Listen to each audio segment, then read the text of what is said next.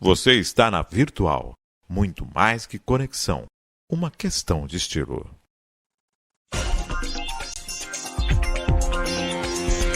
Virtual News.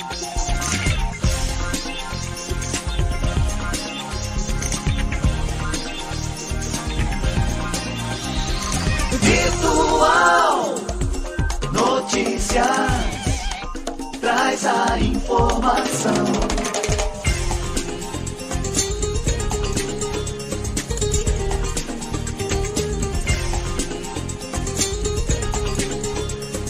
Virtual News.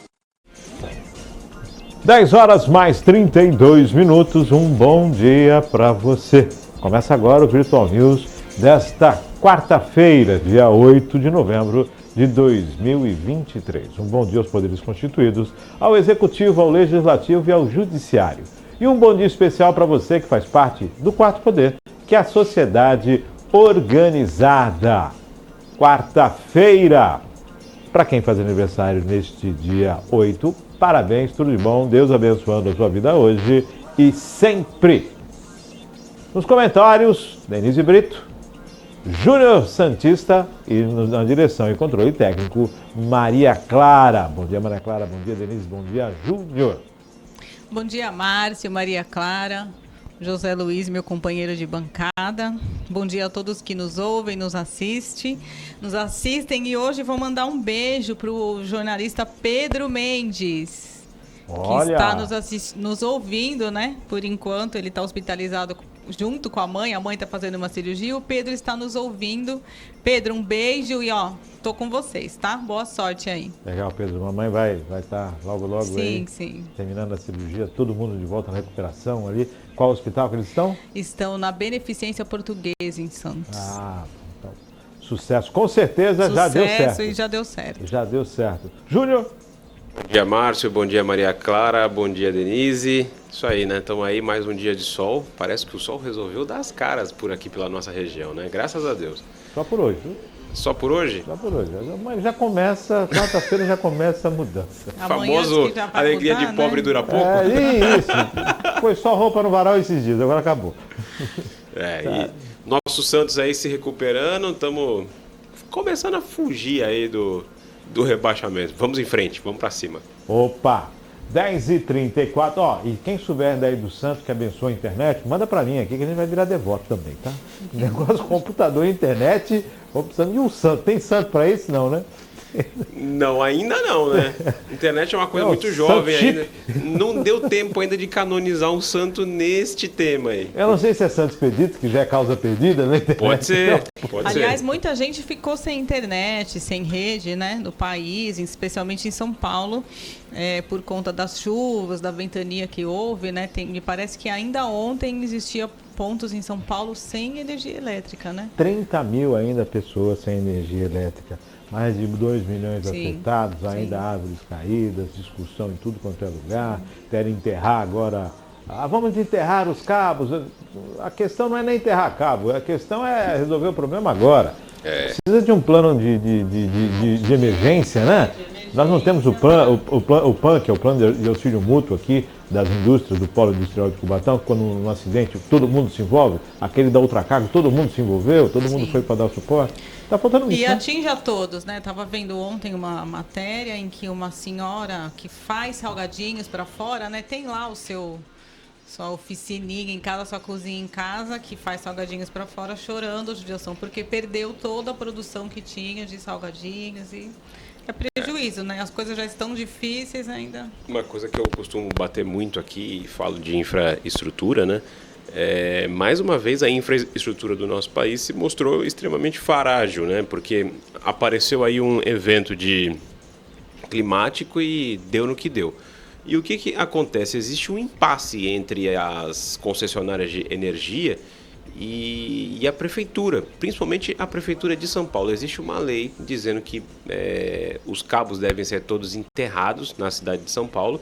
Porém, as concessionárias conseguiram uma liminar na justiça dizendo que elas não se submetem a esse tipo de regulamento municipal porque eles estão submetidos à concessão federal, então só se submeteriam às leis federais. Nesse impasse, quem se ferra, mais uma vez, é o povo. Porque na primeira ventania que teve, caiu tudo, ficou sem energia, sem internet, sem nada. Aquela fiação horrorosa, né? Que isso é uma coisa que eu costumo falar com grande frequência sobre isso.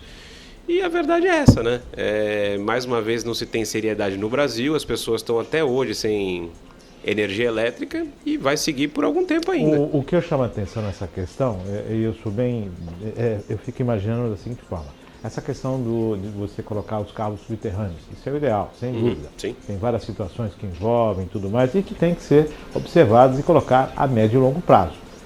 20 anos, a cidade de São Paulo, se começar hoje, daqui a 20 anos, não colocou tudo subterrâneo ainda. Então a gente tem uma situação que é esta que tem que ser discutida e avançar. Exato. Só que tem outra situação, o que eu faço com a ventania, com a próxima ventania que tiver? Exato. Os cabos não vão estar soterrados. Não vão estar soterrados ainda, é verdade. Já vai estar todo da mesma forma. Então, o que eu discuto isso? Eu chamo colocar bode na mesa. Os caras trazem uma situação para discutir, para tirar o foco do que realmente é o problema. O problema as pessoas precisam de energia. São 30 mil hoje. Poxa, nós estamos sexta, sábado, domingo, segunda, terça, quarta-feira. 6 dias. 6 dias, gente. Tem gente que não consegue ficar 3 horas sem WhatsApp. Agora, você imagina uma pessoa 6 dias sem energia elétrica. A gente brinca, né? Mas tem muitas pessoas, por exemplo, que têm comorbidades, estão acamadas, tem famílias que mantêm home care em casa, e próprias clínicas, né? Que não tem ali um suporte, como um hospital tem geradores e tudo mais. A dificuldade aí, tá? Você imagina, você sai para trabalhar na escuridão da sua casa e volta do trabalho na escuridão da sua casa. Porque o problema de a pessoa não ter energia, se ela não for trabalhar, não vai receber. Ela é obrigada a ir trabalhar, ela tem que sair de casa, N situações envolvem isso. E tá aí uma disputa entre, estão querendo politizar o negócio, né? Para variar. Que é para variar, e na verdade o cidadão precisa saber quem vai indenizá-lo, como é que fica essa questão das... Aí, de acordo com a empresa, mais de 1.000 equipes estão na rua. Só que depende de tirar Códigos as aves de para os proteção. técnicos entrarem. E você não está mexendo numa baixa tensão, você está mexendo com risco de vida iminente, né? Risco de morte iminente, quer dizer, toda a situação. Serve o nosso Instituto Nacional de Pesquisas Espaciais. Afinal de contas, essa situação climática, ela não foi nenhuma novidade, não foi nenhum aborto da natureza. Ela já era previsível e sabida, né? Então já se sabia que ia ter ventos fortes, que ia ter chuva forte, tudo isso era previsível. Mas por que não se tem alerta? Por que não se tem cuidado? Por que já não se reforçou equipe sobre isso? Estados Unidos, quando passa por algum evento climático, eles já sabem o que vai acontecer, as pessoas se protegem, quando é o caso evacuam cidades. Aqui parece que o nosso Instituto Nacional de Pesquisas Espaciais ele só serve durante alguns momentos do dia para te informar a previsão do tempo no próximo dia. Só, mais nada. É surreal. A gente precisa entender um pouco melhor como vai funcionar toda essa dinâmica de assistência, né, de atendimento, quando acontece algo desse porte. Especialmente os órgãos de proteção ao consumidor, né? Vão trabalhar bastante. Precisam mais de 2 milhões de pessoas sendo afetadas. Muitos dias, comércios, empresas, pessoas, como você disse, têm o seu ateliê ali desenvolvendo o seu trabalho das MEIs e acabam sendo prejudicadas. Alguém vai ter que pagar essa conta. Sim. Tudo bem que o consumidor não recebe no dia seguinte. Ele vai ter que acionar a justiça, ele vai ter que... Quer dizer, não existe um trâmite mais fácil, né?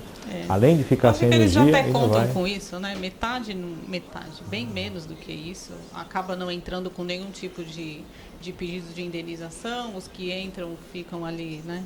Agora é CPI, é um que aperta, é outro que fala, mas puxar o cabo de energia lá, não estou vendo, né? É verdade. Tá faltando. 10h40, vamos para a pauta do Virtual News desta quarta-feira. Principais notícias desse dia 8 de novembro de 2023.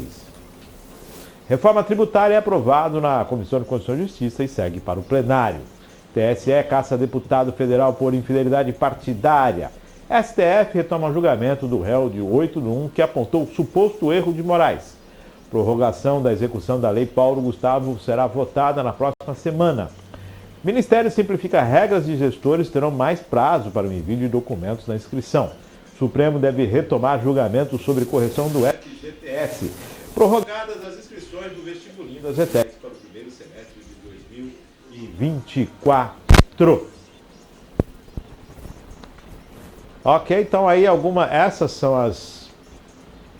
é a pauta do Virtual News de hoje.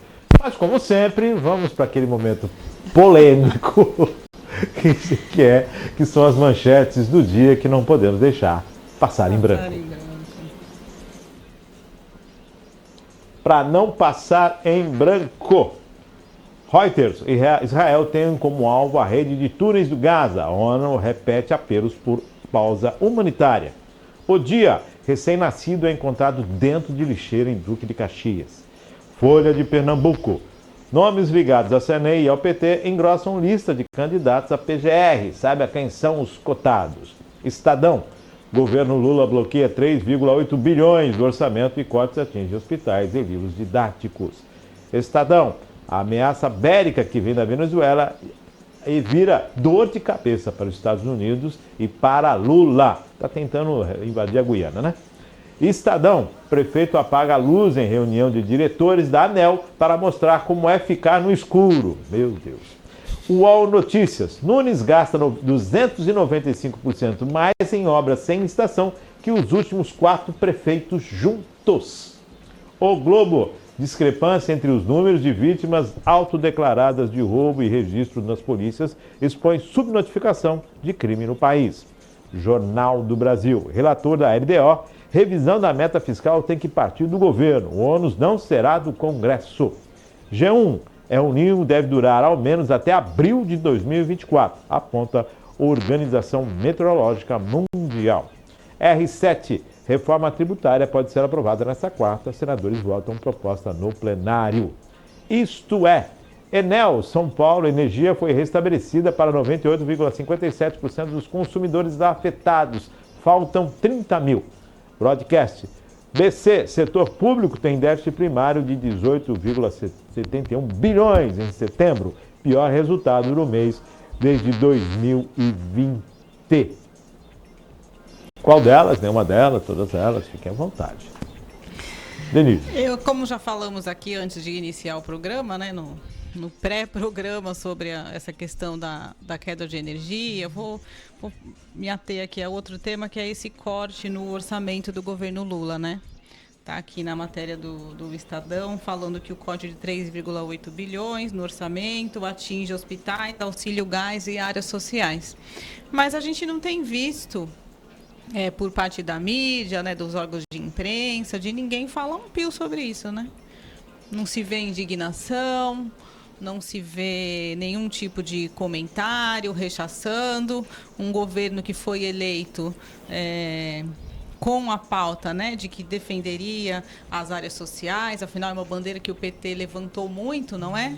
E agora vemos aqui, além dos hospitais, coisas simples como auxílio gás, foi cortado e reduzido o orçamento, especialmente nas áreas sociais. Então, assim, a meu sentir, se estivéssemos num país sério, no mínimo seria levantado aí alguma coisa no sentido, né, alguma coisa de nome de estelionato eleitoral. Afinal, foi prometido muito, cumprido pouco e tirado ainda o que tinha.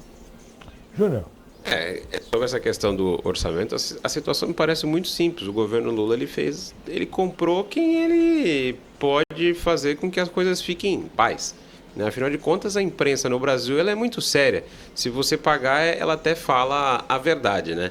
Basta você ver o que está acontecendo aí. A gente está tendo cortes, essa coisa toda. Se fosse no governo anterior, sabemos o tamanho do escândalo que iria acontecer nisso. Mas, como é o governo do amor, quando o dinheiro vai para alguns artistas, para algumas redes de televisão, o que acontece? Fica todo mundo quietinho e ninguém fala absolutamente nada. É assustador, mas é a realidade do nosso país. Entre a cruz e a espada, o que é melhor? Explodir o orçamento ou corte no orçamento? Olha, o ideal é... O ideal seria não gastar, né? Mas já que você já fez a lambança, o que você faz?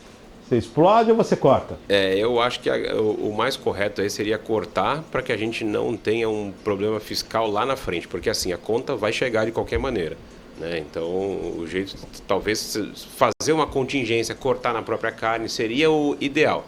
Só que nós sabemos que isso não vai acontecer. O que vai acontecer é um estouro do orçamento maior do que já está, e só que essa conta vai ser postergada. Uma hora ela vai ser paga.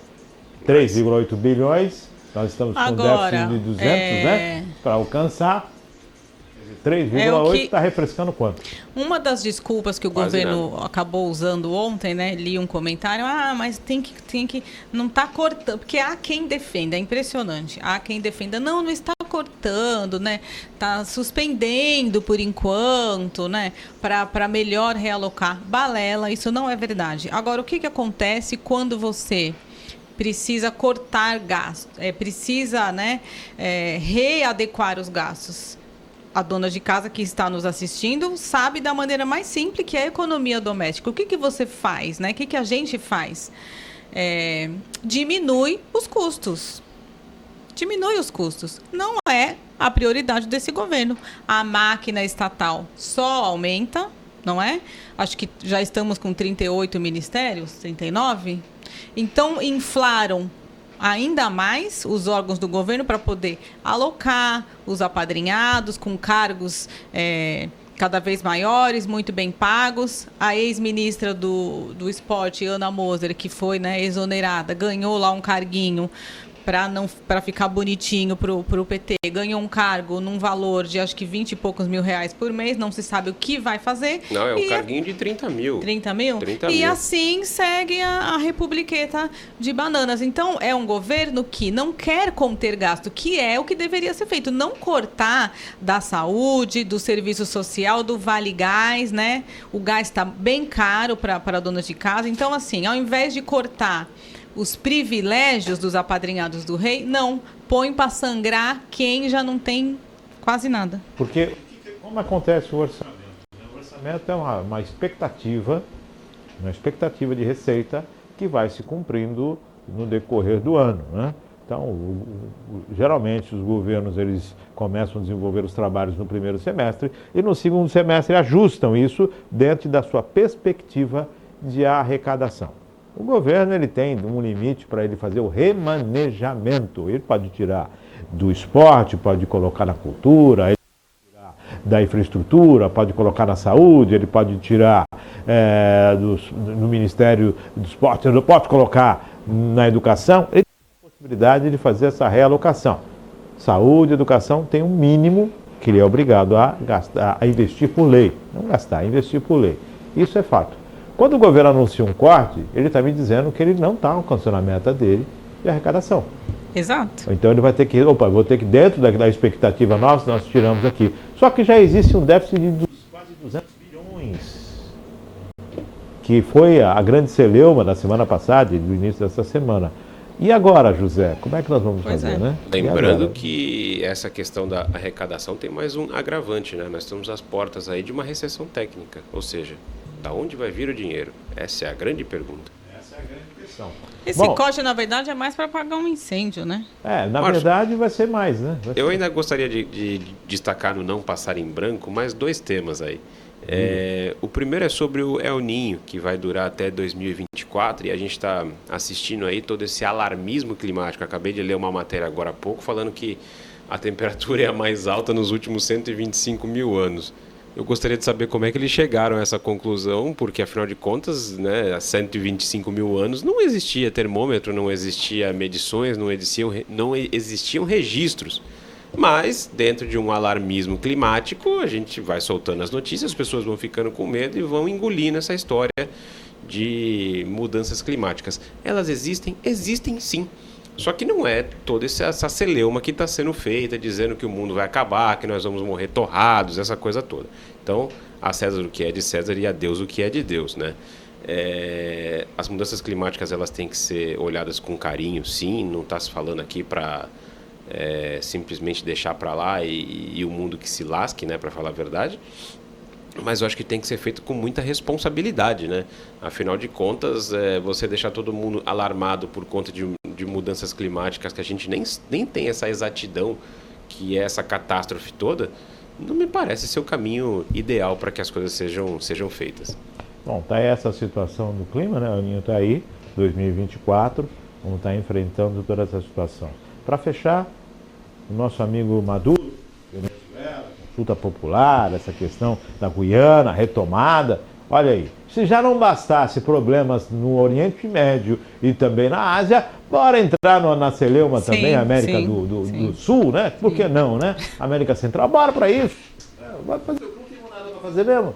Não tem preocupação, o país está crescendo, a Venezuela está bem pra caramba, não tem ninguém saindo do país, democraticamente é só uma... Como se já não tivessem um caos total lá, né? E aí vamos investir agora, vamos invadir lá. Gente, tá aí Estados Unidos, Brasil, todo mundo de olho, né? Sem contar essa questão também de Israel, que tá invadindo Gaza. De acordo com o que foi declarado, Netanyahu ia ocupar Gaza. Ele Ontem disse que fez um mês, aliás, né? Do estamos ataque. no segundo mês, né?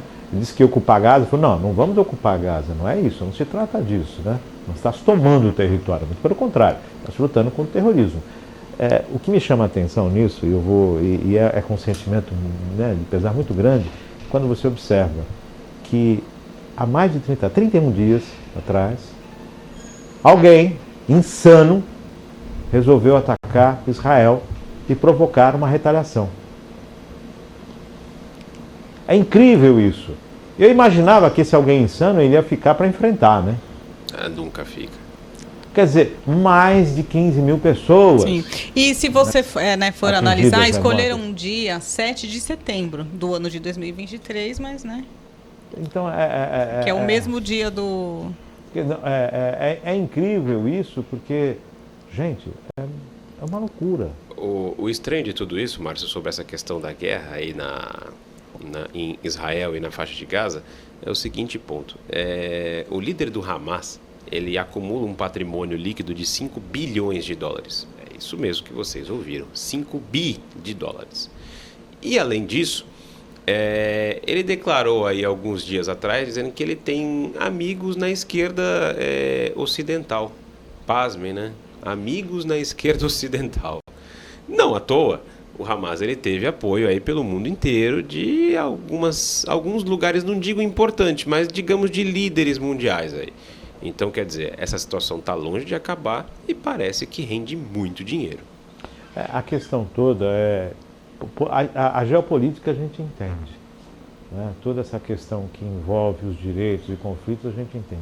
O que não dá para aceitar são crianças morrerem de ambos os lados por simplesmente alguém resolver apertar um botão e não ficar para esperar para receber. E não ficar para esperar, exatamente. Fica lá para respirar o troco. É verdade. 10 horas mais 54 minutos. Vamos para a matéria?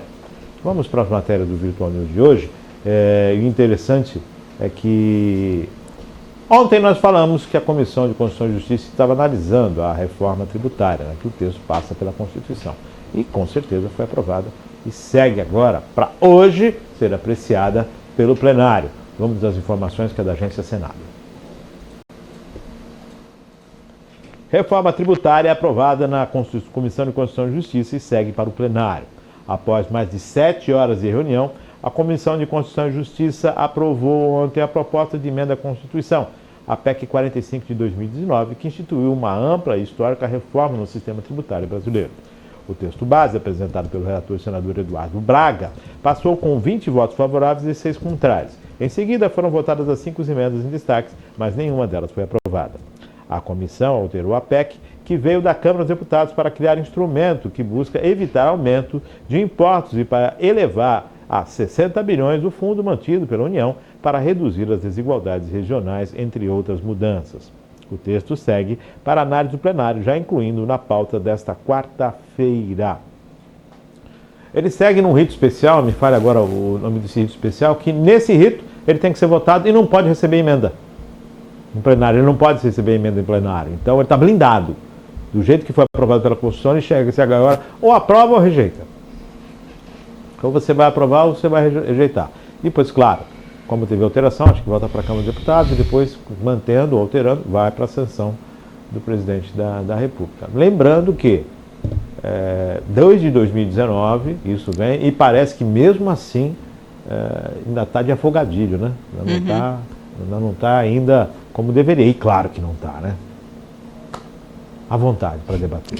Eu vou me ater a duas expressões que a matéria fala, né? E foi um apelo do Fernando Haddad, tem até uma fala dele aqui, e que seja aprovado porque é o que o Brasil quer, né? O que todo mundo quer. Será que todo mundo quer essa reforma? Se pensar pelo que eu tenho conversado com as pessoas, me parece que não. E a matéria usa um termo muito bonitinho, né? Temos que aprovar porque será utilizada a reforma tributária, parte dela, né? Um dos motivos é combatermos a desigualdade social. Será? Porque acabamos de falar na matéria anterior dos cortes que o governo está fazendo. Então, para que o governo quer tanta arrecadação? Já que, para o social, estamos vendo que não. O Vale Gás, né? Outros serviços sociais, a própria educação aí recebendo corte. Então, essa reforma tributária vai favorecer a quem? É a pergunta que fica. Está aqui na matéria do Estadão. Centrão põe apadrinhados e parentes sem experiência na Telebrás com salários de até R$40 mil. Então, a quem vai servir essa reforma tributária? Ao social é que não é. Sabemos bem a quem vai servir. Júnior.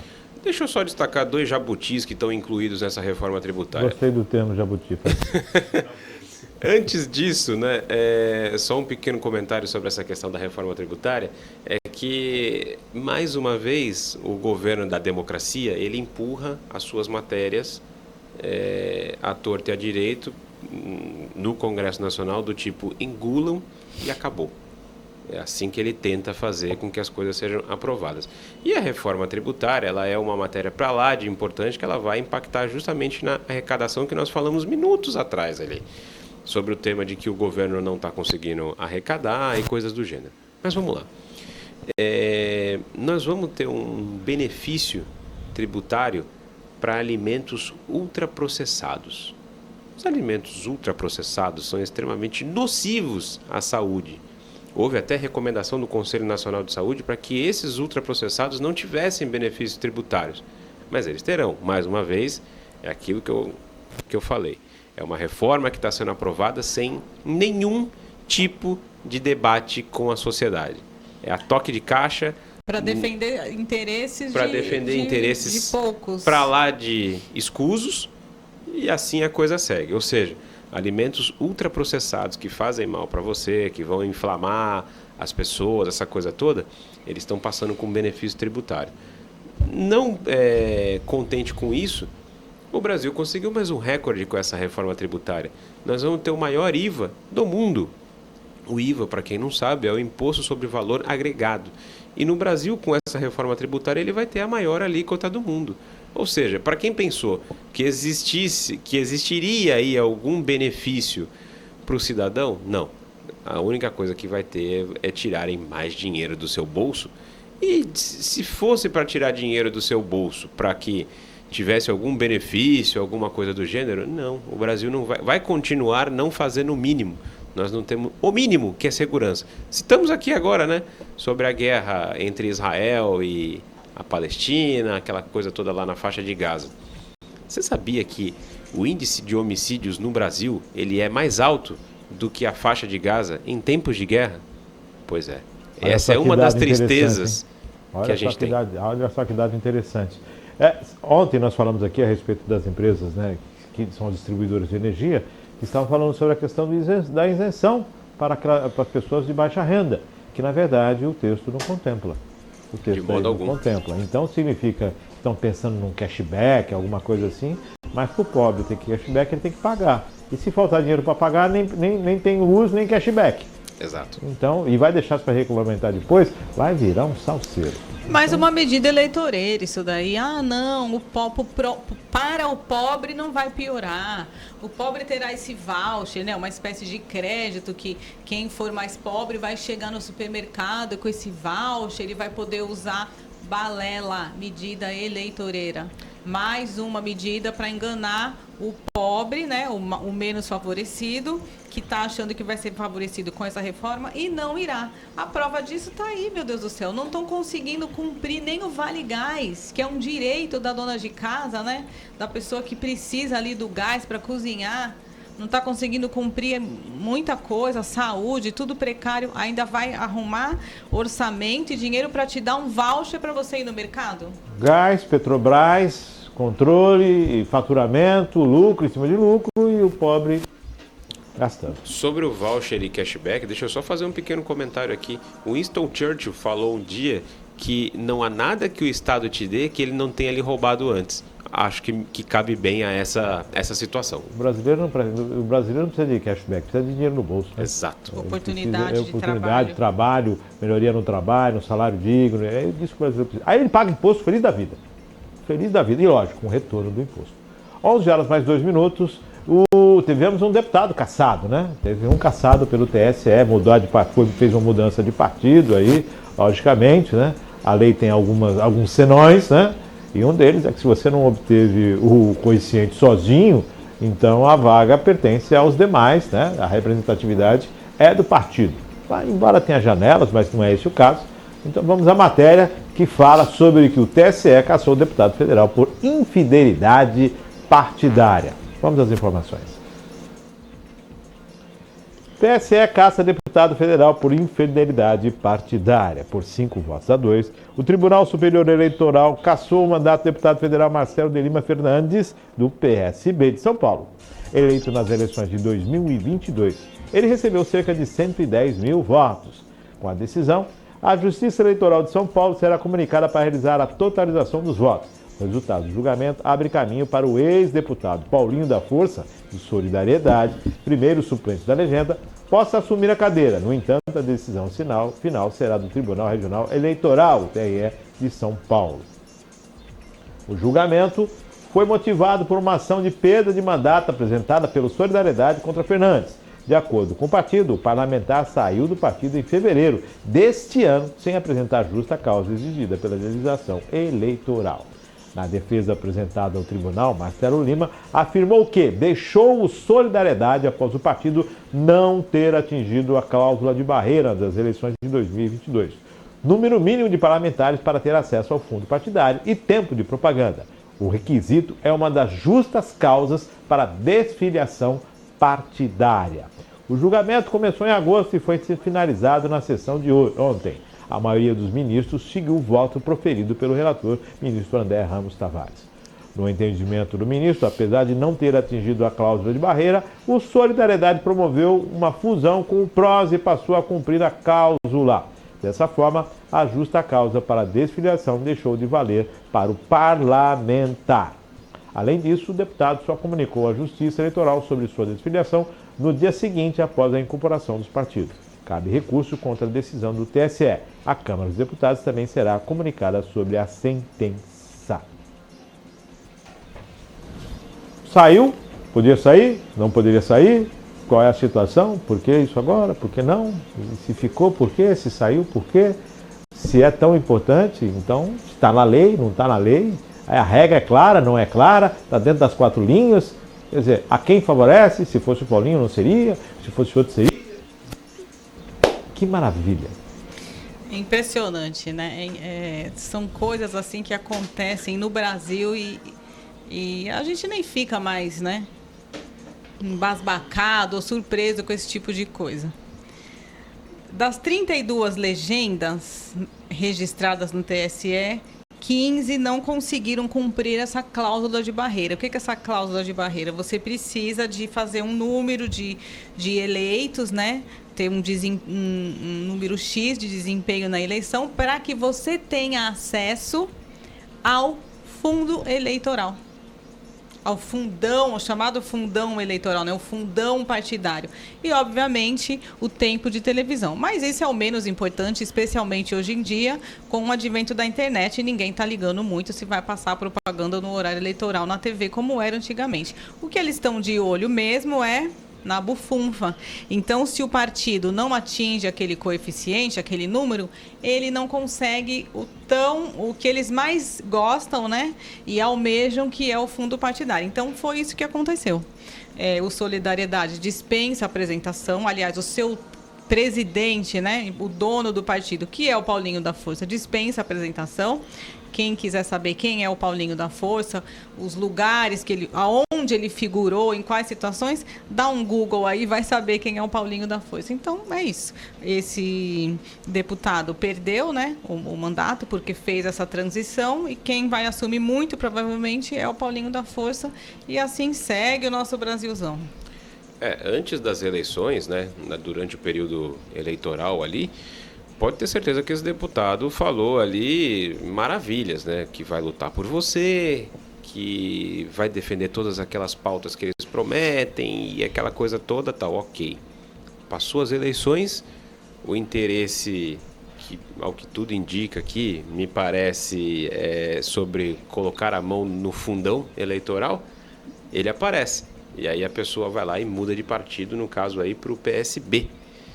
E aí depois... Que é o partido do vice-presidente, né? Que é o partido do vice-presidente. Todo mundo tem padrinho forte aí, né? Exatamente. Então aí o interesse ficou bacana, foi lá e mudou.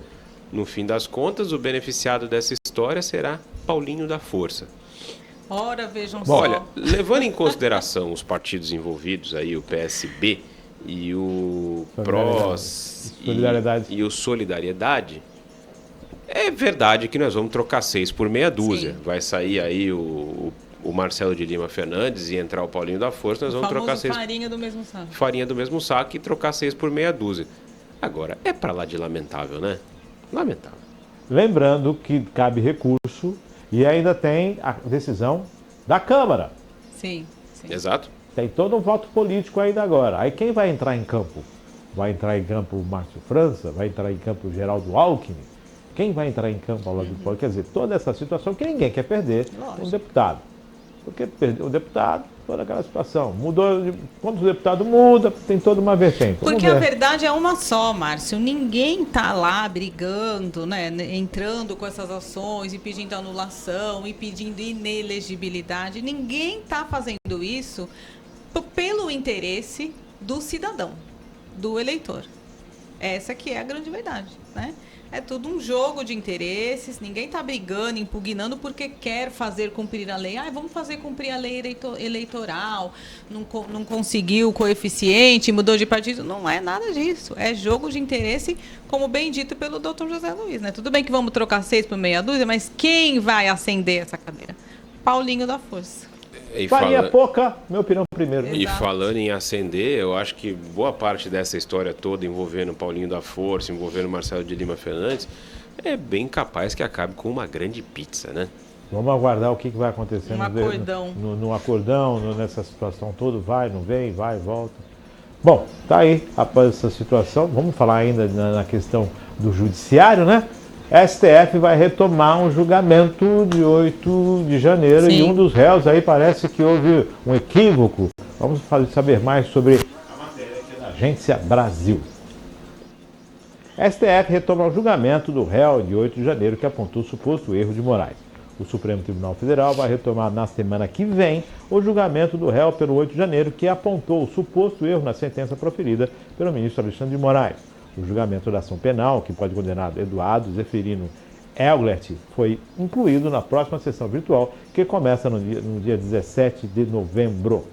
No domingo, dia 5, Moraes suspendeu o julgamento virtual após a defesa de Eduardo apresentar uma petição na qual afirmou que o acusado não esteve no acampamento montado em frente ao quartel do Exército em Brasília, local que abrigou parte dos manifestantes que depredaram a sede do Supremo, o Congresso e o Palácio do Planalto. Na petição encaminhada ao Supremo no dia 31 de outubro, a defesa de Eduardo Zeferino pediu esclarecimento sobre o voto no qual o ministro condenou o acusado a 17 anos de prisão pelos crimes de associação criminosa armada, abolição violenta do Estado Democrático de Direito, golpe do Estado e dano qualificado. De acordo com os advogados, o acusado estava no Palácio do Planalto, onde foi preso para se abrigar das bombas de gás lançadas pela polícia para dispersar os invasores. O laudo pericial, neste ponto, confirma que foi relatado pelo réu em audiência, de modo a ratificar a saída do réu de Santa Maria do Rio Grande do Sul em 6 de janeiro de 2023 e a chegada em Brasília em 8 de janeiro de 2023, às 13 horas e 45 minutos, no Centro de Tradições Gaúchas, Jaime Caetano e Brown, onde ficou por 1 hora, sem qualquer passagem pelo Queixex, afirmou a defesa. No voto proferido pela condenação, Alexandre de Moraes escreveu que está comprovado pelos depoimentos de testemunhas e vídeos feitos pelo próprio acusado a atuação de Eduardo como participante integrante das caravanas que afetavam o acampamento do Queixex naquele fim de semana. Diante da divergência, o julgamento foi suspenso e será retomado na sexta-feira 17. Informações da Agência Brasil. Bom, tá aí. E agora, José? Olha, primeiro, meus parabéns para o advogado de defesa, né, desse réu, porque conseguiu reverter não conseguiu reverter uma situação, mas conseguiu que pelo menos o julgamento do cliente dele não fosse feito por lote, como tem sido feito o julgamento de todas essas pessoas que foram presos, e isso não existe no ordenamento jurídico, não existe na nossa Constituição Federal. Toda pessoa tem direito à defesa, ao julgamento justo, correto, respeitando o processo penal e a individualização da pena. Então, meus parabéns primeiro, né, para o colega que conseguiu que esse caso específico fosse analisado agora, né, foi suspenso e agora vai ser realizado com um pouco mais de clareza, com um voto aberto lá para que as pessoas enxerguem o que está acontecendo. Dito isso, e eu digo se, porque não é o que temos visto, os ministros do STF tiverem algum apreço e respeito pelo ordenamento jurídico, talvez essa pena seja diminuída. Falo isso porque, né, repito o que já disse aqui, ninguém é contra que essas pessoas que cometeram esses atos de violência, né, de depredação de patrimônio e tudo mais, sejam punidas, não se trata disso. Mas, no direito brasileiro, vigora um princípio chamado princípio da proporcionalidade. A pena tem que ser aplicada de acordo com a responsabilidade da prática do ato, de acordo com aquilo que a pessoa promoveu, né? Proporcional, a responsabilidade tem que ser proporcional. Agora, como que você vai condenar uma pessoa de 17, 18 anos de prisão, né? A pena é de 17 a 18 anos. Você vai condenar uma pessoa que apenas estava lá no local e tinha muita gente, tinha o vendedor de algodão doce, pessoas com problemas, né, com deficiência mental que estavam lá. Me parece que das pessoas que foram presas era um rapaz autista que hoje segue lá com uma tornozeleira eletrônica. Então, você vai responsabilizar uma pessoa com a pena máxima de 17 a 18 anos, porque estava no lugar, porque chegou lá, e o advogado dele brilhantemente conseguiu comprovar isso através de um laudo, que ele não frequentava os QGs, né, os chamados QGs lá na porta do quartel. Ele foi ao local, estava lá no dia, mas que não frequentava. Então, espero que os ministros respeitem o ordenamento jurídico, respeitem os nossos princípios e apliquem a esse rapaz, né, a esse senhor, baseado no princípio da proporcionalidade, porque não é possível. No Brasil, se você comete um homicídio, você pode pegar uma pena de 6 a 20 anos. Quer dizer, a pena mínima 6 anos. Mas se você estava lá no dia onde ocorreram as depredações e tudo mais, você fica aí com a vida comprometida com uma pena maior do que uma pessoa que comete um homicídio. Não tem razão de ser. O que nós vemos aí é traficantes sendo libertados. Nós vemos aí situações em que são devolvidos bens aí de alto valor, helicópteros, e no fim das contas uma pessoa aí de alta periculosidade que estava fazendo aí, não estou dizendo que ela não tem que ser punida não, tá? Mas que estava aí fazendo algazarra no dia 8 de janeiro, que dizem que foi uma tentativa de golpe. Eu queria entender como é que se tenta dar um golpe num país sem força bruta, né? Sem armas, sem coisa do gênero. Isso é para saber da cabeça dos nossos iluministros, para lá de iluminados, né? Mas Eu entendo que essas sentenças aí, elas não estão sendo feitas a individualização do modo que deveria ser feito. Está realmente se julgando por lote, e o que é vedado pelo nosso ordenamento jurídico. Mas é só uma das milhares de coisas que o STF fez sobre o atropelo da lei. Então, não me surpreende em nada. Essa situação desse réu agora, isso vai interferir em algumas outras coisas que foram julgadas? Não? Isso coloca um olhar diferenciado sobre isso? Não. Mais atento, mais atenção? Talvez, Márcio, e é importante isso, traga à luz, né? Ter mais certeza. E a esse tipo de julgamento, respeitando essas considerações que eu trouxe, o princípio da proporcionalidade, porque foi como eu disse, ninguém aqui é contra que essas pessoas sejam punidas, mas na proporção do que elas realizaram. Não houve golpe de Estado nenhum. Alguém me explica como é que pode haver um golpe de Estado com pessoas que estavam com a Bíblia embaixo do braço, pessoas que não tinham arma? Não tem o menor propósito. Então, que ao menos os ministros do STF que estão julgando essas pessoas tenham, quem sabe, né, um lampejo de lucidez e respeito pelo ordenamento jurídico e julguem essas pessoas de acordo com o que elas cometeram realmente. Há quem diga até hoje, né, que houve uma tentativa de golpe, ou que houve um golpe quando a Dilma Rousseff sofreu o impeachment, né? Ou seja, entre narrativas e maluquices, o Brasil segue aí com nenhum respeito às leis. E a segurança jurídica me parece que não existe mais. E eu vou parar por aqui porque eu não quero ser preso. 11 horas mais 17 minutos, 11 horas e 17 minutos, saindo da lei e indo para outra lei, né? Paulo Gustavo, que agora vai ser discutida a prorrogação da lei Paulo Gustavo, que já está agendado para a semana que vem. Aquela questão do incentivo à cultura. Vamos às informações que vêm da agência Senado. Prorrogação da execução da lei Paulo Gustavo será votada na próxima semana. A prorrogação da execução da lei Gustavo será votada na próxima semana, aprovada pelo plenário o requerimento de urgência para votação do projeto, que é a PLP 205/2023, de autoria do senador Randolfo Rodrigues, que prorroga o prazo de execução dos recursos da lei Paulo Gustavo, lei complementar de 195 de 2022. Com isso, o presidente do Senado, Rodrigo Pacheco, incluiu o projeto na pauta de votações da sessão do plenário na próxima terça-feira, dia 14. O projeto estende por mais um ano, até dezembro de 2024, o prazo para execução dos valores previstos na lei destinado ao desenvolvimento de espaços ou atividades culturais.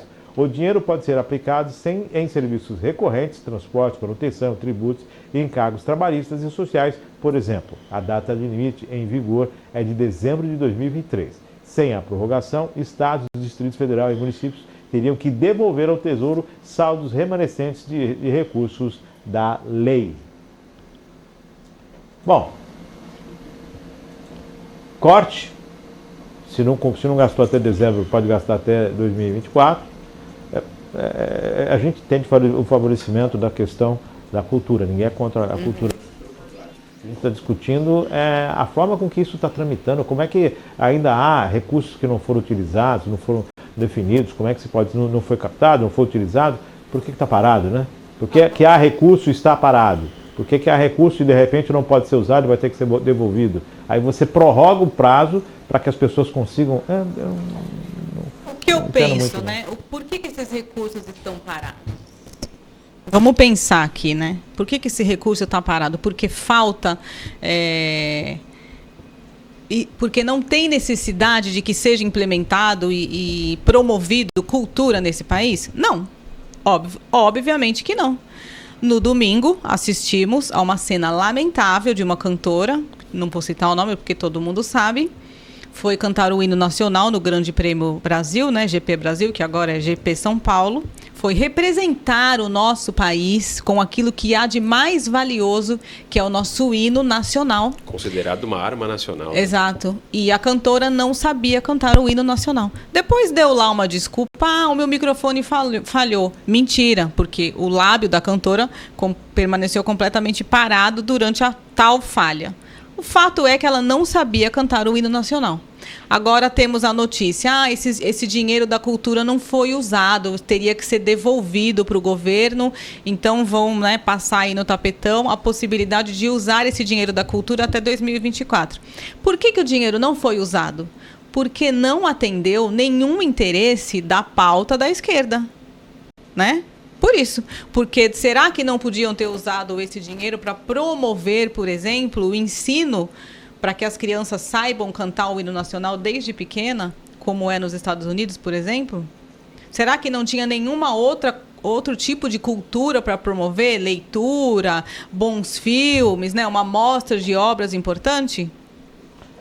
Nós temos aí várias ONGs tentando buscar essa questão do financiamento, de utilização disso. Então, o que está acontecendo? Falta corpo técnico para que a possibilidade dessas ONGs tenham acesso? Porque se tem um recurso e você devolver o recurso, sabendo que muita coisa não foi desenvolvida, tem alguma situação, tem uma interrupção nesse caminho, né? Vamos prorrogar, mas prorrogar só não é a solução. O que está acontecendo? Né? Por que não chegou naquele artista que precisa, naquele artista que passou necessidade na pandemia, que tem um projeto legal, que tem condição de desenvolver e quer trabalhar, quer levar a cultura a sério, quer mostrar o seu mistério, mas acaba não chegando a ele, ou então com uma dificuldade enorme. Tem que trazer até o anel, a aliança da parteira, quando ele nasceu, para comprovar. Temos muitos exemplos aqui na nossa região mesmo. Temos o conservatório aqui, né, de música, que promove um trabalho maravilhoso, cursos maravilhosos. Será que não precisava de uma parte desse valor retido para incentivo, não é? É porque não atenderam aqueles nomes que a gente sempre vê figurando nas redes sociais, né? Tal da lacração. Mas está parado nos municípios. É isso que me chama a atenção. Nos municípios não é para estar parado. Nós tivemos a pandemia que mostrou que muita gente precisa desse recurso. Isso está parado. Agora, por que está parado? Não pode estar parado.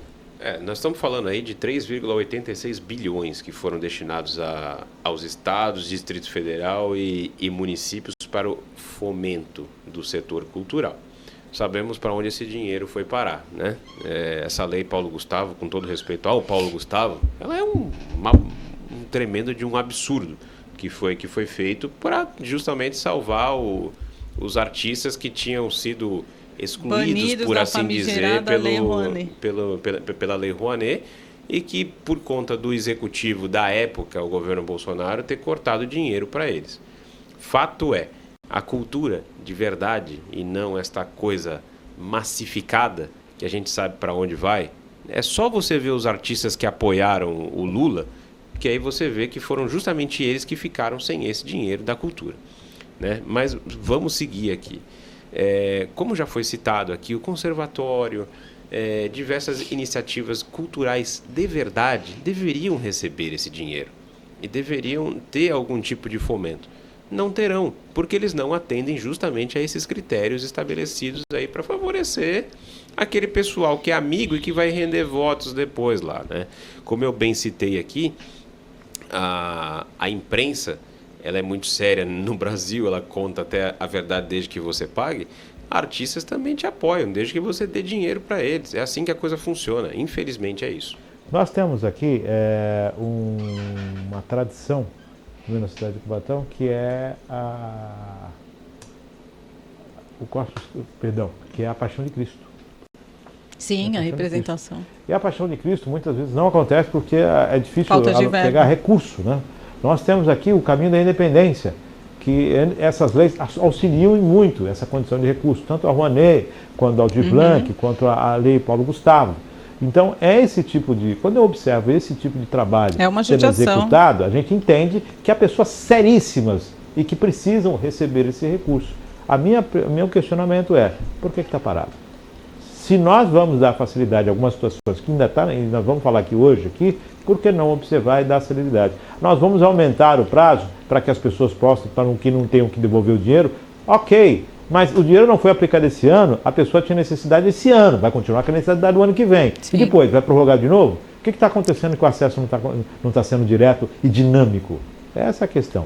A prorrogação, a gente entende. Agora, o problema que não seja destinado da maneira correta e no tempo correto, né? Não é a prorrogação. A solução é a agilidade na aplicação. 11 horas mais 25 minutos.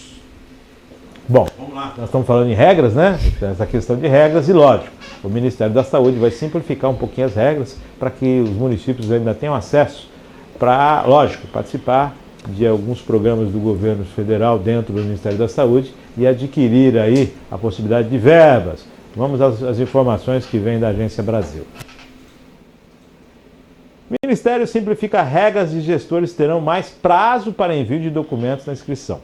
Com o objetivo de facilitar a inscrição dos estados e municípios no novo Programa de Aceleração do Crescimento, o novo PAC Saúde, o Ministério da Saúde simplificou as regras para o envio dos documentos exigidos na inscrição do programa nas modalidades vinculadas à pasta.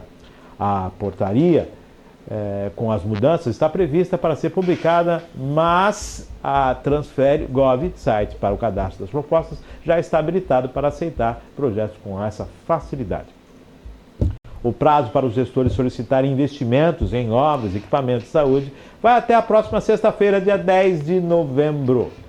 Nessa reta final, para efetivar a inscrição de propostas no processo de seleção, os entes federados poderão optar por anexar na declaração de compromisso de apresentação de documentos em substituição a um ou mais dos documentos elencados abaixo.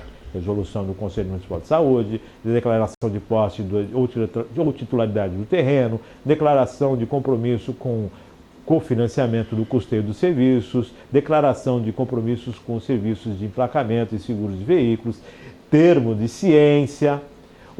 As demais documentações exigidas em cada modalidade seguem obrigatórias. Com a iniciativa, o Ministério da Saúde busca incluir estados e municípios com desafios para reunir todas as documentações dentro do prazo.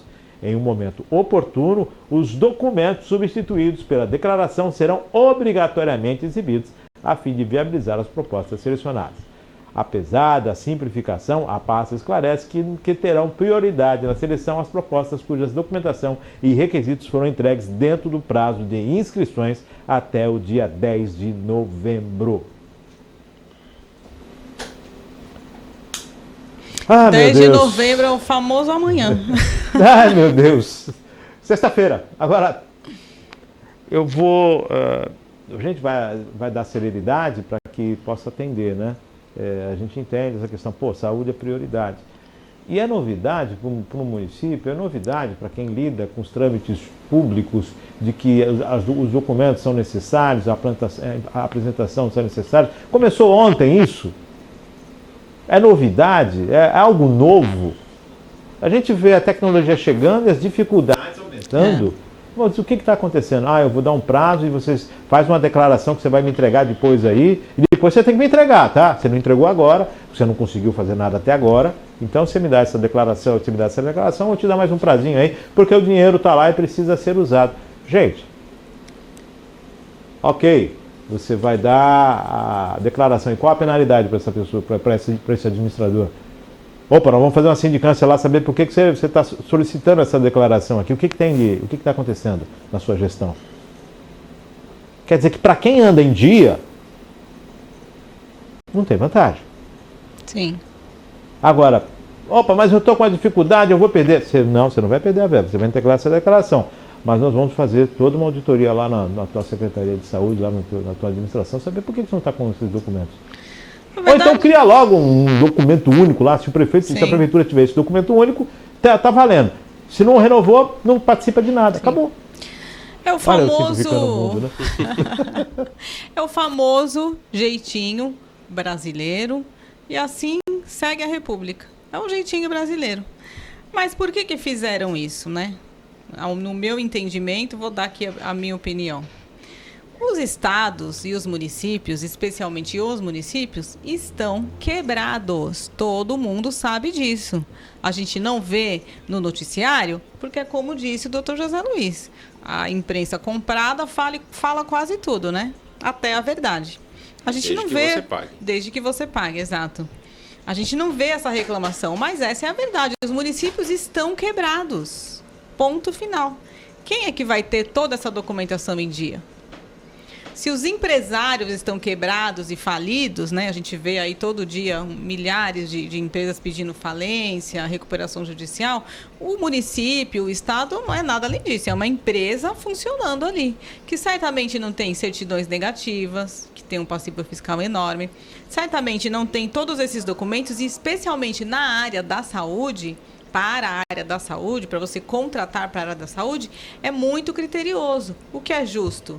Mas você precisa de implantar uma série de certificações, cumprir um monte de normas, como disse o Márcio, desde uma placa de um veículo, uma ambulância, como muitas coisas, e tudo requer dinheiro. Até um rodapé que você precisa pintar numa OBS, numa unidade de saúde, num hospital, requer dinheiro. E os estados estão quebrados. Então, qual foi o jeitinho brasileiro, né, para maquiar e lançar o PAC, o novo PAC da saúde? Esse, olha, vamos dar um jeitinho aqui para os municípios que estão quebrados, né? Vamos adoçar o bico deles, fazendo desse jeito aí. Quem não tem a documentação em dia, faz aqui uma declaração que no momento oportuno, que vai entregar e depois não entrega. Quem vai fiscalizar isso?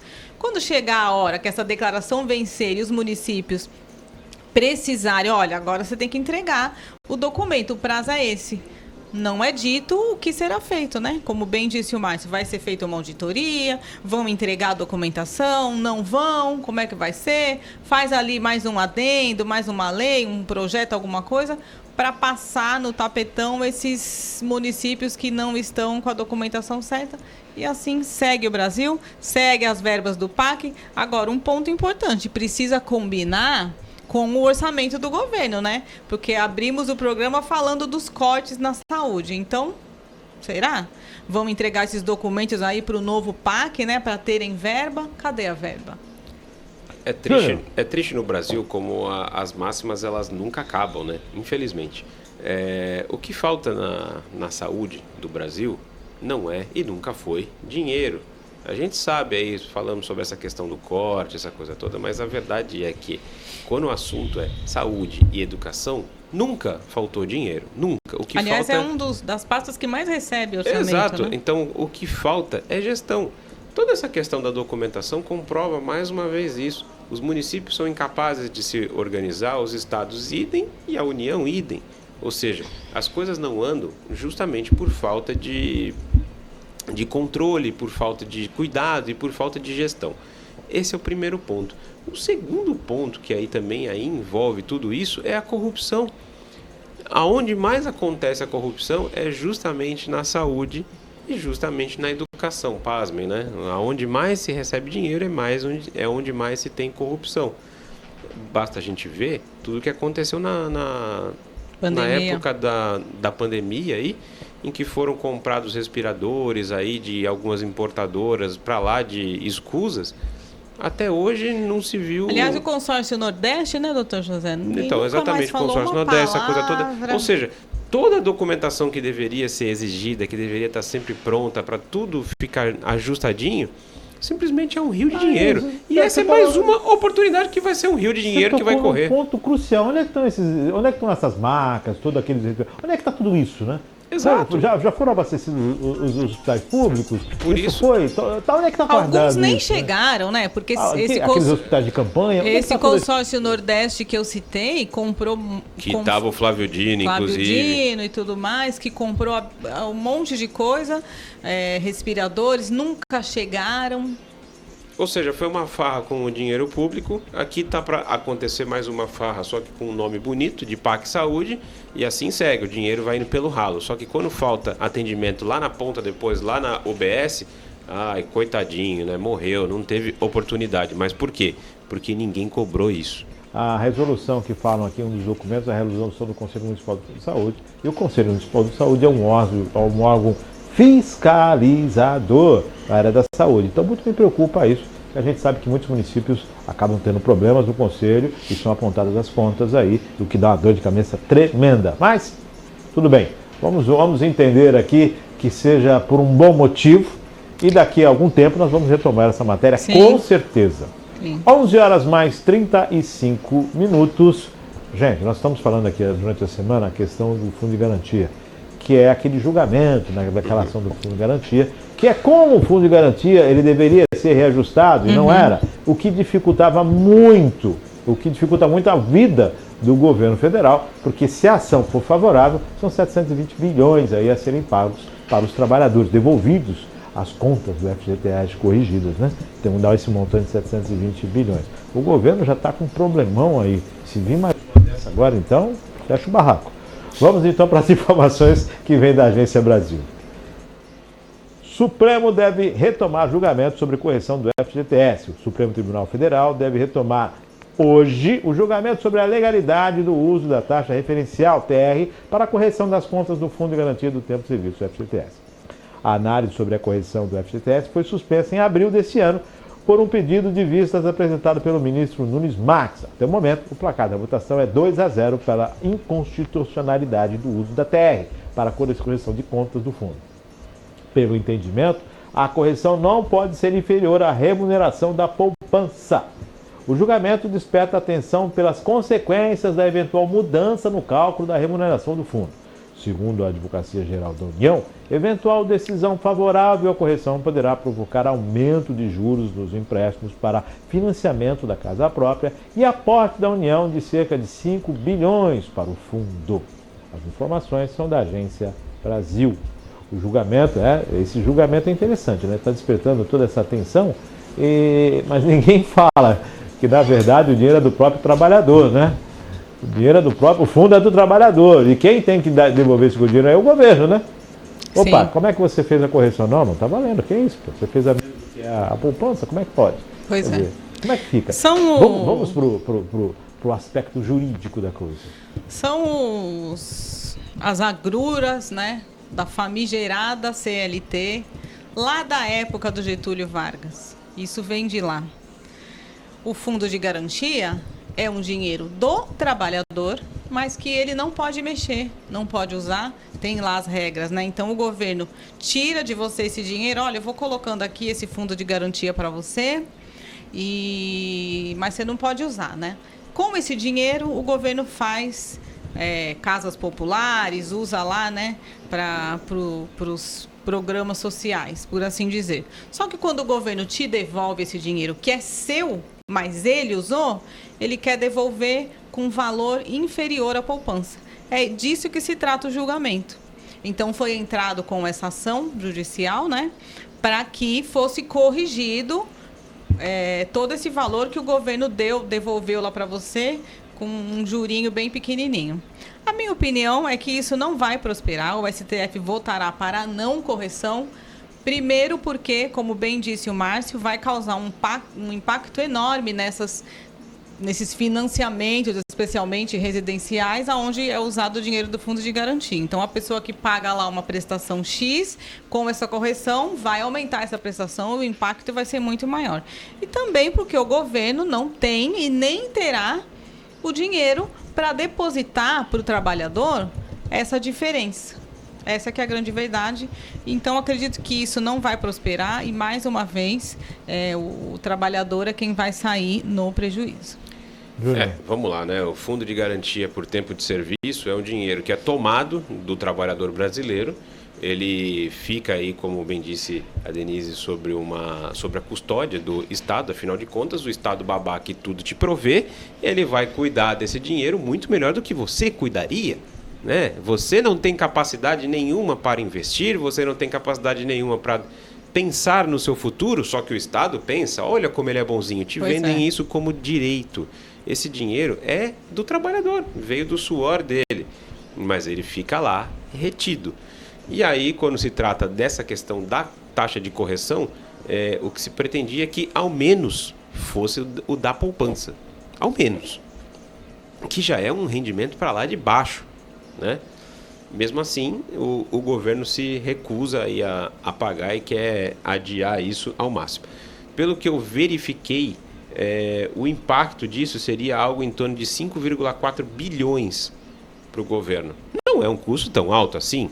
Afinal de contas, se o governo tem dinheiro para gastar com tanta bobagem, para falar a verdade, com tantos ministérios e tantos pontos aí para acomodar cargos de amigos, por que não gastar com o trabalhador brasileiro? Ah, mas aí não, nós vamos gastar com o trabalhador? Pô, que negócio é esse, né? Enfim, O fato é que o fundo de garantia por tempo de serviço ele é um grande roubo vendido como direito, né? E as pessoas compram isso como se fosse uma grande garantia. O que tem de sindicalista que fica dizendo que, olha, lutamos pelo direito de vocês, lutamos pelo fundo de garantia, luta pelo quê, cara pálida? Pelo que exatamente? Você tá tendo seu dinheiro tomado. Nem é uma correção decente depois de 30, 40 anos que você trabalhou, você vai ter. Deixa eu colocar pimenta nesse negócio aqui, porque esse assunto, ele me traz uma certa irritabilidade, porque assim, a Denise bem falou, o dinheiro é utilizado para... Programas sociais. Ponto. Programas sociais. O dinheiro de quem? O financiamento de casas. Do trabalhador. O fundo de garantia ele tem duas situações, uma parte que é descontada do empregado e outra parte que é colocada pelo empregador, certo? Perfeito. Esse fundo de garantia por tempo de serviço, ou seja, quando você ficar desempregado, você recebe esse dinheiro até você conseguir um emprego, então para você comprar uma casa, um imóvel, você utiliza. Então, em que momento o seu dinheiro vira parte do orçamento do governo? Já que obras sociais têm que ser feitas pelo governo. Afinal, já se paga imposto para isso, pelo não governo. Agora, o governo pega o dinheiro do trabalhador e utiliza... Não, você não tem que dizer. E se você está pegando esse dinheiro emprestado meu, você vai me corrigir com os juros que são pagos. Porque o cartão de crédito nesse país é 441% ao ano. Pois é. Aí aplicar Selic ninguém quer, né? Aí ninguém quer. Para isso ninguém quer. Agora, se você libera para que o trabalhador escolha qual aplicação que ele vai ter, qual o banco que vai dar maior rentabilidade, exato. de que forma ele... Aí melhora para o trabalhador, porque o dinheiro não é para o governo aplicar em recursos, em obras sociais, se ele não pagar o trabalhador devidamente por isso. Uma coisa é o dinheiro do trabalhador, outra coisa é a questão do tesouro, a responsabilidade social do governo. E não estou falando do governo Lula, estou falando de todos os governos. Porque essa correção veio desde 1998. Esse negócio vai retroagir a 98. Se você teve conta do FGTS lá e você sacou em 98, a hora que isso estourar, se estourar favorável ao trabalhador, você vai ter dinheiro para receber. Porque vai retroagir e vai ter que corrigir de lá para cá. Mas eu não tenho mais nem saldo. Não, mas aquele teu dinheiro, aquele saldo da época tem que ser corrigido. Você foi lesado. Exato. Então, se o governo quer o dinheiro do trabalhador para desenvolver, para financiar o que quer que seja, pague corretamente, o justo, como né? Qualquer coisa do mercado Exato. Seria favorável. Porque é muito fácil, eu vou pegar daqui que aqui eu não pago nada. Eu não vou pagar nada aqui, porque eu não consigo cortar ali. Corta na carne e dá direito ao trabalhador. Porque, pelo amor de Deus... Pelo amor de Deus, se o trabalhador pegar o fundo de garantia dele e for para o mercado, ele vai ter uma rentabilidade muito maior. Abre aí para os bancos. A Caixa vai ter que se virar para dar condição para ele. A reforma trabalhista, a pequena reforma trabalhista, mas que foi um avanço, né? Votada ainda na época do governo Temer, teve pequenos avanços, mas teve. Por que esse atual governo, especialmente a esquerda, quer revogar essa reforma trabalhista? Quer revogar aqui, houve, e se alguém pensar numa próxima, também vai optar pela revogação. Vai batalhar pela revogação. Por quê? Porque uma das coisas que, a meu sentir, é absurdo é isso. O dinheiro é do trabalhador. Cabe a ele saber como vai utilizar. Se ele vai querer colocar numa poupança para num futuro desemprego, como disse o Márcio, ou se ele vai querer passear com a mulher, a esposa e os filhos, aplicar o dinheiro, fazer o que ele quiser. O dinheiro é do trabalhador. O governo precisa parar, o Estado precisa parar de interferir na vida das pessoas. Deixa eu só fazer mais um adendo aqui, porque esse dinheiro é do trabalhador, coisa nenhuma. Afinal de contas, se o trabalhador, no meio dessa confusão toda, aderiu àquele saque aniversário, ainda que ele seja demitido, ele não vai ter esse dinheiro. O dinheiro fica retido na Caixa Econômica Federal até a data do aniversário por um período de 2 anos, inclusive. Ou seja, se a pessoa for demitida, ela não vai colocar a mão neste dinheiro de jeito nenhum. Vamos falar do PIS, né? Muita gente tem PIS, não tem nem como retirar, porque virou uma salada do PIS, você não pode tirar mais, esse acabou. Dinheiro que é dela, né? Que é dela, quer dizer, é um absurdo isso. As pessoas estão tendo o seu dinheiro retido, estão vendendo isso como um direito e as pessoas estão aceitando normalmente. Então que se abra a possibilidade. Mas vai quebrar o sistema imobiliário? Eu acredito que não. Na minha humilde opinião, eu que não sou economista, né? Eu também não sou ministro, e eu penso que, de repente, abrir, você vai dar questão de que uma rentabilidade, uma vantagem maior para o trabalhador. O banco vai ter que negociar com a massa. O pessoal não está falando em financiamento do sindicato, está aí, ó. O banco vai financiar, e aí o sindicato... Toda uma possibilidade de você colocar uma condição positiva para o trabalhador. E só mais uma pimenta nessa história da habitação, alguma coisa vai muito mal na nossa economia, porque afinal de contas o governo estuda incluir as famílias com renda de até 12 mil mensais no programa Minha Casa Minha Vida. Ou seja, tem alguma coisa muito errada acontecendo com a nossa economia. Minha Casa e Minha Vida, quer dizer, e aí assim, se o governo quer fazer projeto social e não tem dinheiro, primeiro tem que enxugar o orçamento. Diminui a máquina estatal. E tem dinheiro internacional que vem, tem muita coisa, só que você tem que estar em dia, né? Tem que estar tudo certinho. Diminui a máquina, enxuga as coisas, e se for captado o trabalhador, paga para ele. O que paga para os bancos quando paga a Selic. Paga a Selic, não paga para... Se você for lá e comprar o título do Tesouro, você não vai receber no percentual da Selic? Paga a Selic. Paga a Selic. 11h46, chegamos ao finalzinho.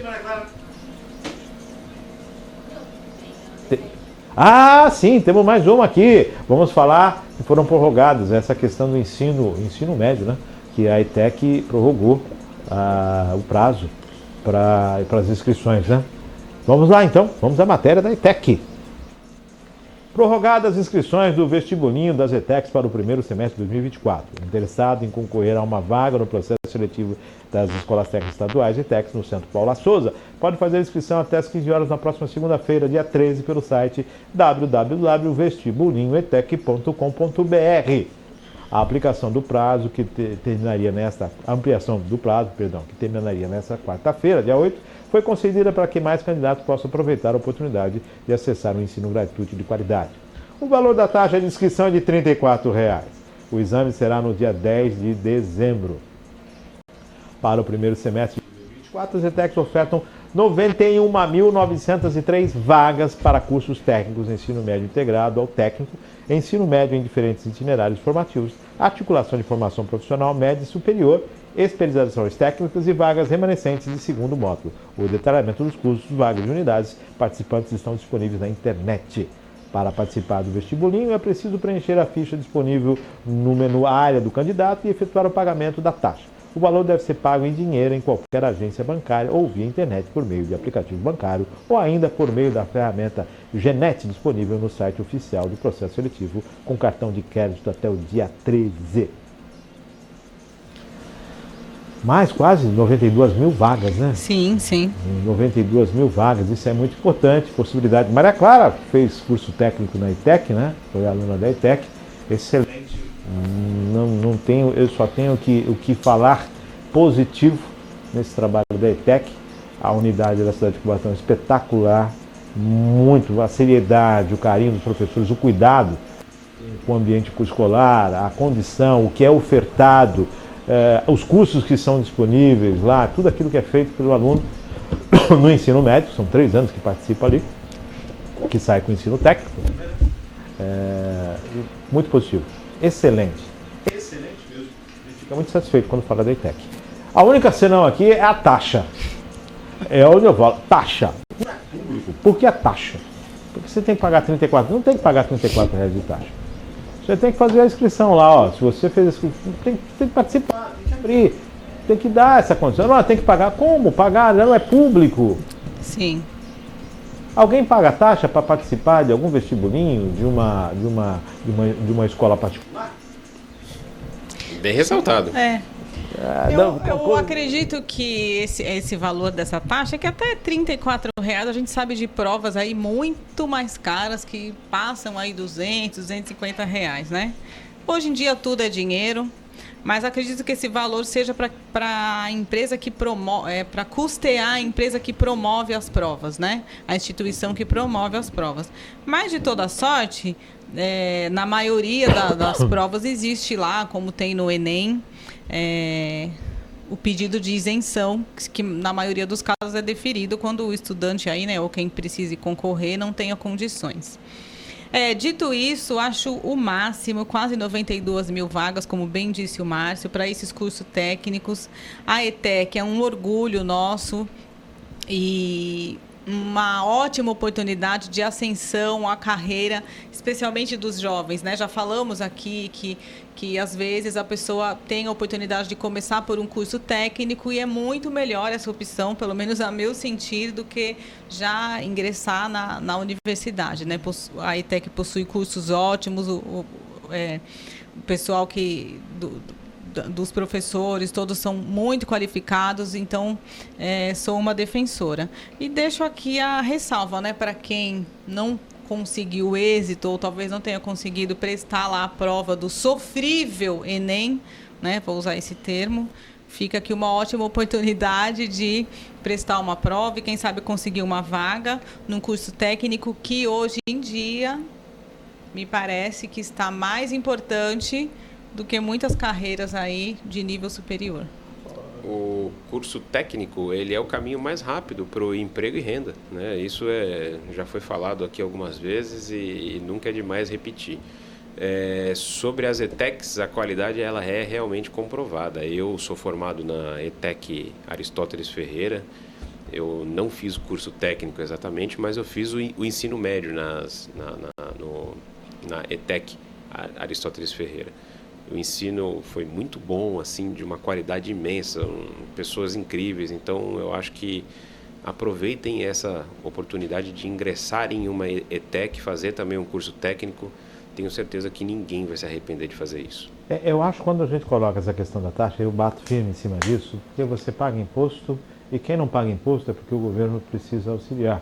E você também paga imposto, então você está pagando de novo. Sim. Nós estamos falando aqui de, se eu colocar 2 por 1, nós estamos falando de 200 mil inscrições, aí, vamos colocar assim. Né? Eu vou tirar o pessoal que não vai pagar a inscrição. Nós estamos falando de mais de 6 milhões de reais em inscrição.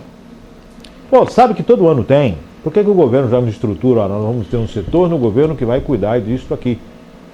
O dinheiro público sendo empregado, vocês vão cuidar disso aqui. Nós temos N situações no ano que esse setor vai cuidar disso e vai elaborar as provas para que nós possamos aplicá-las. E lógico, os professores, né, tem como fazer sim. Dá para você fazer sim. Agora, o que não dá é para virar um caça-níquel. Por quê? Poxa vida, você já paga o imposto, o negócio é público, você ainda vai pagar taxa? O gasto ele é para lá de útil, né? E é bom dizer que vale muito mais a pena do que toda aquela celeuma que algumas cidades quiseram fazer aí sobre a questão do Enem, né?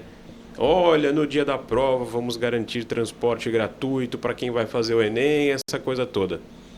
Eu acho que a isenção de taxa aí para o caso da ETEC me parece para lá de mais útil, né? Não só para a ETEC, é concurso público, Exato. isenção. Isenção. Uhum. Ué. Exato, até se... Afinal, já pagamos tanto imposto. Exato, né? o imposto tá para lá de pago, né? Então, entre as viagens de Janjas e um imposto bem aplicado, me parece que essa é uma boa situação. Já pensou, você chega na sua casa e a pessoa responsável pelo almoço lá na sua casa fala, agora você paga 30 aqui. O que é? Não, é o almoço. Taxa de serviço. Mas não há acordo aqui, não sou uma residência, não tem um acordo. Eu estou pagando o almoço que eu já paguei. Coisas do Brasil, né? Como dizer, diria a música do Guilherme Arantes, coisas do Brasil. Difícil, viu? Difícil, não é para amadores. 11h53, estamos chegando ao finalzinho. Maria Clara? Chegando ao finalzinho.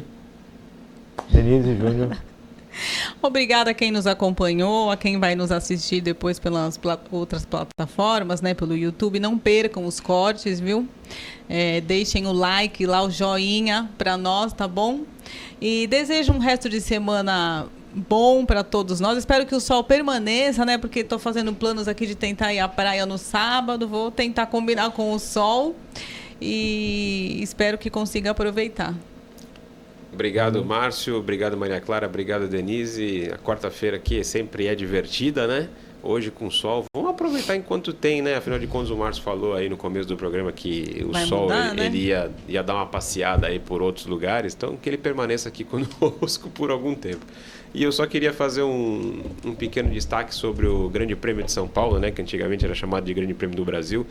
Que realmente nós tivemos aquela cena lamentável da cantora Ludmilla, mas passado isso, o Grande Prêmio foi muito bacana, né? Uma corrida que foi de emoção ali do começo ao fim, vencida pelo Max Verstappen mais uma vez. Parece até um exagero, falar assim, nossa, mas ele ganhou de novo e foi emocionante? Olha, a disputa nas outras posições foi sensacional, principalmente entre o Fernando Alonso e o Checo Pérez, que na linha de chegada foi decidida a corrida. Então, essa é a Fórmula 1 que a gente gosta de assistir. Vamos aguardar para num momento melhor, a participação de brasileiros despontando. Tomara, né? tomara. Aí esse grande prêmio tem realmente essa paixão do brasileiro que acabou se perdendo aí quando deixamos o nosso cidadão honorário. A gente quer brazuca mesmo de braço aqui. Sim. Exatamente. E mesmo sem um piloto brasileiro, é importante dizer que nós tivemos ali um público de 250 mil pessoas no final de semana, né? Ou seja, é bastante expressivo. A Petrobras continua fornecendo parte para o combustível da Williams? Não mais. Então tá bom. Bom, lembrando, agradecendo a presença de Júnior, agradecendo a presença da Denise. Lembrando para a Denise que há 125 mil anos atrás não tinha São Pedro, mas agora tem, dá para pedir auxílio para ele, para ver se ele consegue. Santa Clara, né? Vamos pedir para Santa Clara para a gente conseguir no final de semana. Então, se chover, sobe pouquinho, depois do almoço, deixa de manhã para a gente curtir a praia. 11h56, agradecendo a Denise, agradecendo ao Júnior, agradecendo a Maria Clara, agradecendo a você pela audiência. Lembrando que daqui a pouquinho está nas redes sociais e também no nosso canal no YouTube. Lembrando que o site é rb1.com.br. Curta, compartilhe, dá o like, dá o gostei, faça os seus comentários, que são livres. É lógico, mantendo o respeito, a gente está sempre aberto a receber todas as opiniões. Isso é muito salutar. 11h56. Muito obrigado pela audiência, fique com Deus. E até amanhã com mais um Virtual News, se Deus quiser.